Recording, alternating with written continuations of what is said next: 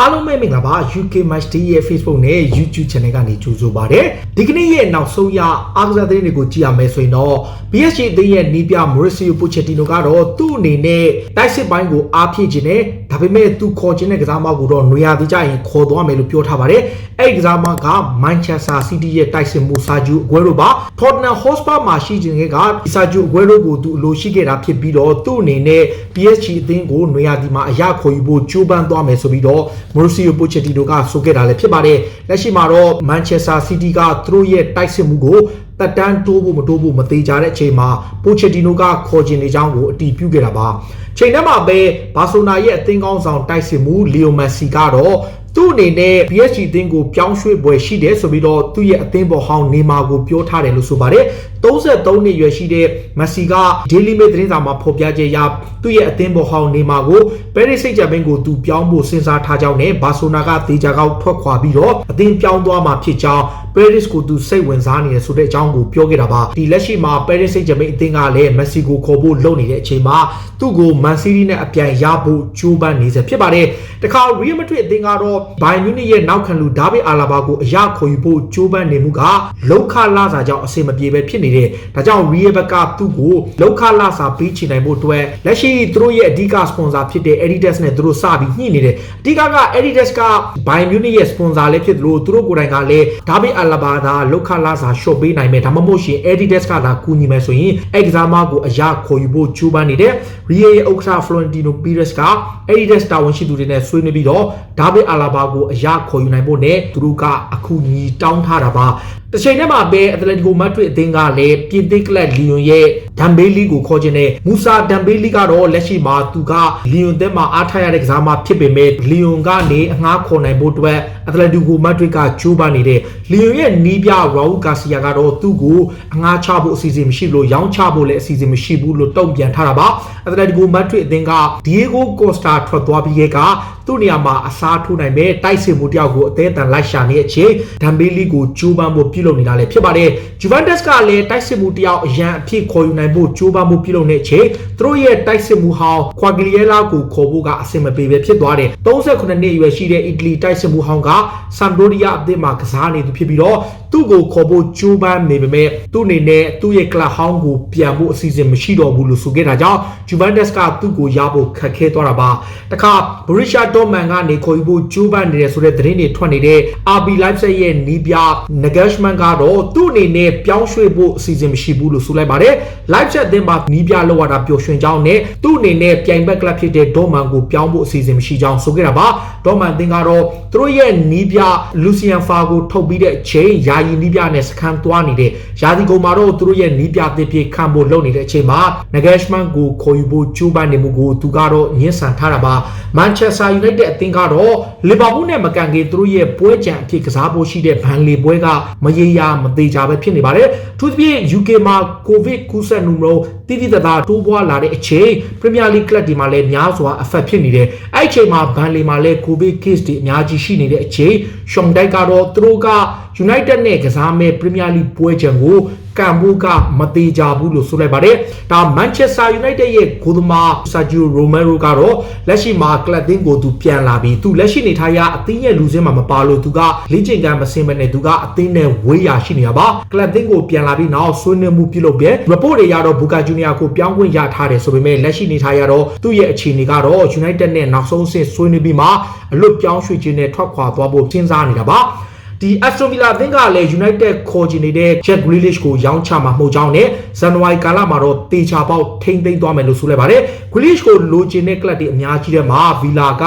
United ကကမ်းလှမ်းမယ်လို့သတင်းထွက်နေတဲ့အပေါ်ပေါင်တန်း90သတ်မှတ်လိုက်တယ်ဒါပေမဲ့အဲ့ဒီပြောင်းရွှေ့ခြင်းကိုလည်းသတ်မှတ်ထားပေမဲ့သူ့ကိုစောင်းရသည့်ဈေးကွက်မှာထွက်ခွာခွင့်ပေးမှာမဟုတ်ဘဲနဲ့နွေရာသီမှသာသူ့ကိုလိုချင်တဲ့ကလပ်တွေကိုသူစဉ်းစားသွားပွဲရှိတယ်ဒါပေမဲ့သူ့ရဲ့တန်ကြီးကတော့အနည်းဆုံးပေါင်တန်း90ကနေပေါင်တန်း100လောက်ထိရှိသွားနိုင်တယ်လို့ဆိုလိုက်တာပါတခါ Manchester United ကပူပူနွေးနွေးရောက်ရှိလာတဲ့လူငယ်ကစားမ Ahmed Diallo ကတော့သူ့အနေနဲ့အီတလီမှာရှိတုန်းက Atlanta ကိုမပြောင်းခင်မှာသူက Regina တို့ Sassuolo တို့ အမ်ပိုလီတို့အသင်းတွေမှာလေ့ကျင့်ခွင့်သွားဆင်းပြီးတော့အသင်းပြောင်းမှုထိလုပ်ခဲ့တယ်ဆိုပြီးတော့ report တွေမှာဖော်ပြထားပါတယ်ဆိုရှာကတော့သူတို့ရဲ့လူငယ်ကစားမတစ်ကိုဝက်ပါမင်ရတဲ့အခါမှာ Premier League ကိုခေါ်ယူပြီးနောက်ဒါစောင်းရာသီဈေးကွက်တဲ့သူတို့ပထမဆုံးချိန်ခေါ်ယူအားဖြည့်ထားတာပါချိန်ထဲမှာပဲ Arsenal အသင်းရဲ့လူငယ်ကစားမဘာလကန်ကလေသူ့အနေနဲ့ပုံမှန်ကစားခွင့်မရရင်အသင်းကထွက်ခွာသွားဖို့ဆုံးဖြတ်မယ်လို့ဆိုပါတယ်အာတီတာအနေနဲ့သူ့ဘော်ကိုဆုံးဖြတ်ချက်တစ်ခုခုချရတော့မယ်လက်ရှိမှာတော့အာတီတာရဲ့အသင်းကနေသူကထွက်ခွာခြင်းနဲ့ဒါပေမဲ့သူ့ကိုအခွင့်အရေးတွေပေးမယ်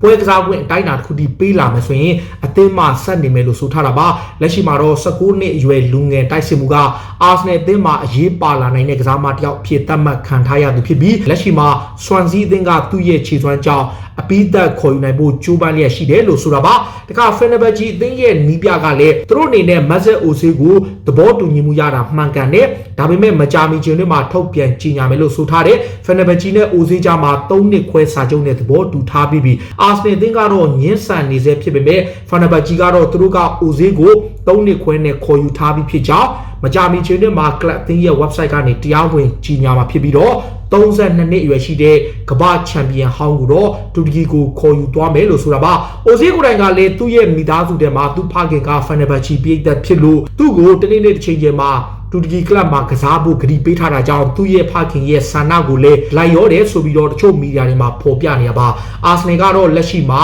Brighton ရဲ့ကွင်းလက်ကစားမဘဆိုမာကိုခေါ်ခြင်းနဲ့ဒီကစားမကလက်ရှိမှာတကယ့်ကို quality ကစားမအသက်24နှစ်ပဲရှိတယ်ခြေစွမ်းပြကစားနိုင်သည့်ကွင်းလယ်မှာတော်တော်ကိုအားကိုးရတယ်အာတီတာကိုတိုင်ကကွင်းလယ်ပိုင်းကိုအားဖြည့်ခြင်းတာကြောင့်ဘဆိုမာကိုခေါ်ခြင်းနဲ့ဥရောပထိပ်တန်းကလပ်ဒါမကပရီးမီယာလိဂ်ကကလပ်တွေ3-4သင်းလောက်ကစောင့်ကြည့်နေတယ်အာတီတာကတော့သူ့ကိုအဆက်အသွယ်ပြုလုပ်ထားပြီးတော့သူတို့သင်းကခေါ်ယူမဲ့ပြစ်မှတ်ထားတဲ့ကစားမတွေမှာပါတယ်လို့ဆိုပါတယ်ချိန်ထဲမှာပဲအက်တလက်တီကိုမှာသွားကစားနေတဲ့လူကတ်ထရေရာကတော့အသင်းကိုပြန်လာတော့မှာဖြစ်ပြီးတော့သူကအငှားဆက်ကစားသွားဖို့စဉ်းစားနေတယ်သူ့ကိုခေါ်ခြင်းတဲ့ကလပ်ကစီးရီကဖရီယွန်တီနာပါဖရီယွန်တီနာအသင်းကသူ့ကိုအငှားနဲ့အီတလီကိုပြန်ခေါ်ဖို့လုပ်နေတယ်ဆမ်ဘရိုဒီယာမှာကစားခဲ့တော့ခြေစွမ်းပြတဲ့သူ့ကိုအာဆနယ်ကခေါ်ခဲ့ပေမဲ့လက်ရှိမှာတော့အီတလီကိုပြန်ဖို့လုပ်နေတာကြောင့်ထရေရာတယောက်အက်တလက်တီကိုကနေပြန်လာပြီးတော့နောက်ထပ်အီတလီကလပ်ကိုအငှားသွားကစားရဖို့ရှိနေပါတယ်ချိန်ထဲမှာပဲမန်ချက်စတာစီးတီးအသင်းကလည်းမက်ဆီလက်သစ်ဆိုပြီးတော့နာမည်ကြီးနေတဲ့ဒီယာလိုဆာမာမန်တိုဆိုတဲ့ကစားမတစ်ယောက်ဗျအဲ့ကစားမကိုခေါ်ချင်တယ်ဒီကစားမက Estudiantes ကအာဂျင်တီးနားရဲ့နာမည်ကြီးကလပ်မှာကစားနေတယ်စီးတီးဘက်ကဒီကစားမလေးကိုကြည့်နေတာတော့ကြာပြီတောင်အမေရိကတိုက်ရဲ့သူတို့ရဲ့ကင်းတောက်တွေကဆင်းစောင့်ကြည့်နေပြီးတော့သူ့ကိုအရခေါ်ယူနိုင်ဖို့စီးတီးဘက်ကတာဝန်ရှိသူတွေကဂျိုးပန်းနေတယ်ဒီကစားမရဲ့တိုင်ကြီးကိုတော့ Estudiantes ကတော့ယူရိုတန်း30လောက်တတ်မှတ်ထားပေမဲ့မန်ချက်စတာစီးတီးက18နှစ်အရွယ်ရှိတဲ့ကစားမလေးကိုအရခေါ်ယူနိုင်ဖို့ပြစ်မှတ်ထားနေတယ်လို့ဆိုတာပါဖက်ကွာဒီယိုလာအနေနဲ့ဒီနေ့ရာသီတွင်းမှာစူဖလား၄လုံးလုံးကိုအဓိကပြစ်မှတ်ထားနေတယ်လို့ဆိုပါတယ် EFL ကမှာဘောလုံးပွဲအဆင့်ကိုရောက်ထားလို့ Premier League မှာလည်းရလက်တီပြန်ကောင်းပြီးတော့သူတို့အသင်းကဘူဆွဲဖို့ရေပန်းစားဆုံးဖြစ်လာတဲ့ Champions League ပြိုင်ပွဲသားမက FA Cup ပြိုင်ပွဲမှာလည်းသူတို့အတွက် chance ရှိသေးတာကြောင့်ဒီနေ့ရာသီမှာ Guardiola ဟာဖလား၄လုံး target ထားနေသလိုအဓိကစူဖလားတွေကိုရယူသွားဖို့သူ့အနေနဲ့အကောင်းဆုံးပုံစံနဲ့ရှင်ပြိုင်သွားမယ်လို့ဆိုလိုက်ပါတယ်ဒီခါ Tottenham Hotspur အသင်းကလည်း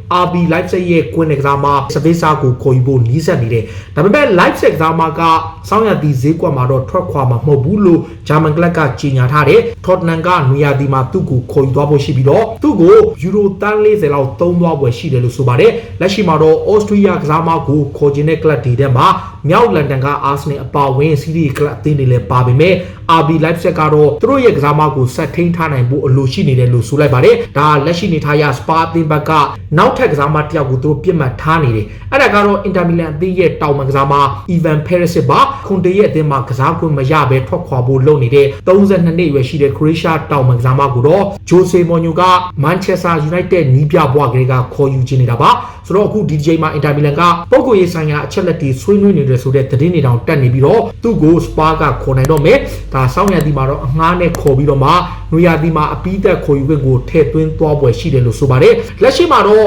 PSV အသင်းက Tottenham ရဲ့ဝါရင်နောက်ခံလူ Toby Alderweireld ကိုခေါ်ခြင်းနဲ့ ထိုဗီကလက်ရှိမှာနယ်သာလန်လိမှာကစားခဲ့ဖို့ပြီး IS မှာခြေစွမ်းပြခဲ့သူပါ PSV အသင်းကတော့သူ့ကိုခေါ်ဖို့ကြိုးပမ်းနေတဲ့စပါးနဲ့2023ထိစာချုပ်သက်တမ်းရှိတဲ့သူကို PSV အသင်းတာဝန်ရှိသူတွေကခေါ်ယူနိုင်ဖို့ကြိုးပမ်းနေပေမဲ့စပါးအသင်းကတော့သူ့ကိုရောင်းထုတ်ဖို့မရှိလို့ဂျိုဆေမော်ညိုကလည်းသူ့ရဲ့အရေးပါတဲ့ကစားမတစ်ယောက်ဖြစ်တယ်လို့ဆိုလိုက်ပါတယ်။တခါ Chelsea အသင်းရဲ့ပိုင်ရှင် Roman Abramovich ကတော့ Stamford Bridge ကွင်းကဟိုတယ်အခန်းတွေကိုမြို့သားကျန်းမာရေးအဖွဲ့ NHS ကိုလှူဒန်းသွားပြီးတော့လိုအပ်ရင်သုံးခွင့်ပြုထားပါတယ်။မြို့တိတ်မှာကိုဗစ်ရောဂါမြင့်မားမှုတွေဇက်တိုက်ဖြစ်နေတဲ့တွင်မှာ NHS အတွက်သူကလှူဒန်းထားပြီးတော့အဲ့နေရာမှာအသုံးပြုခွင့်ပေးထားတာပါ။တခါ Watson အသင်းကလည်း Chelsea တိုက်စစ်မှု Olivier Giroud ကိုခေါ်ခြင်းနဲ့သူတို့ရဲ့တိုက်စစ်မှု Sebastian Haller IS ကိုယူရို25သန်းနဲ့အပိသက်ပြောင်းရွှေ့သွားပါပဲ။ဒါကြောင့် Watson နီးပြက Giroud ကိုခေါ်ဖို့လုပ်နေပေမဲ့ Chelsea အသင်းကတော့သူ့ကိုရောင်းချဖို့အစီအစဉ်မရှိတာပါ။တစ်ဖက်မှာလည်း Watson ကလည်းသူတို့ရဲ့ကစားမ Declan Rice ကိုမရောင်းဘဲနဲ့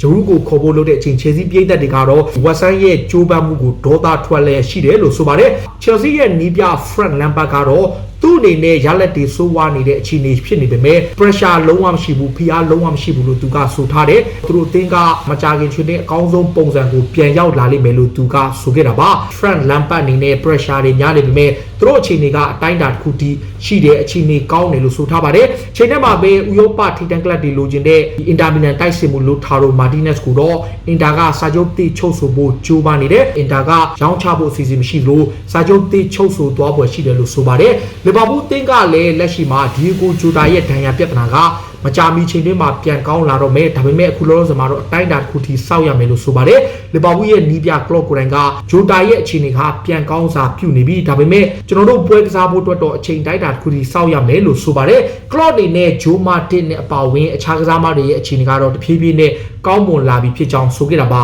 လက်ရှိမှာတော့လီဗာပူးကစီးရီးကလပ်ဒီဒီရဲ့တောင်ပန်ကစားမဒူဘဲကိုလည်းခေါ်ကြည့်နေဒီတောင်ပန်ကစားမကဂျူဗန်တက်စ်အပါဝင်လက်စတာစီးတီးဝူဗာဟန်တန်အသင်းတွေကလည်းခေါ်ကြည့်နေပေါင်တန်း40တန်ကျေးရှိတဲ့ယူဒီနစ်ရဲ့တောင်ပန်ကစားမကိုယာဂေကလော့ကစိတ်ဝင်စားနေပေမဲ့ယူဒီနစ်ကတော့ပေါင်တန်း40ပေးပါကရောင်းချသွားမယ်လို့ဆိုတာပါဝက်စ်ဘွန်အသင်းကဝက်ဆန်ရဲ့ကွင်းလေကစားမစနို့ခရော့ကိုခေါ်ကြည့်နေပါတယ်ဝက်ဆန်မှာပုံမှန်နေရာမရတဲ့စနို့ခရော့ကိုခေါ်ဖို့လုပ်နေတဲ့ဆမ်လာဒရိုက်ကသူဝက်ဆန်မှာရှိတဲ့တော့ကသူ့ရဲ့အဓိကကစားမတစ်ယောက်ဖြစ်ခဲ့တဲ့သူကိုပြန်လဲလက်တွဲကျင်နေတာလည်းဖြစ်ပါတယ်ဂျူဗန်တက်စ်အသင်းဒီပြအန်ဒရီပီယာလိုကဟိုတနေ့ကမီလန်အသင်းရှုံးသွားတာဟာသူတို့အတွက်တကယ့်ကိုချမ်းရှိတယ်ဒီနေ့ရာသီအတွက်စီးရီးချန်ပီယံဆုဖလားကိုရဖို့အခွင့်အရေးပြန်ကောင်းလာပြီလို့ဆိုထားတယ်ဒါပေမဲ့ကစားမတွေအနေနဲ့လက်ကျန်ပွဲစဉ်တွေမှာတတိထားကစားရမယ်သူတို့နောက်ထပ်အခွင့်အရေးတွေကိုအသုံးချဖို့လိုအပ်တယ်လို့ဆိုခဲ့တာပါဒါတွေကတော့စိတ်ဝင်စားစရာနောက်ဆုံးရအားကစားသင်းတွေကိုတင်ဆက်ပေးတာပါခုလိုမျိုးစိတ်ဝင်စားစရာအားကစားသင်းတွေကိုနားဆင်ကြကြရှင်တော့ UK Match Day ရဲ့ Facebook နဲ့ YouTube Channel ကို follow လုပ်ထားကြပါလို့တောင်းဆိုရင်းနဲ့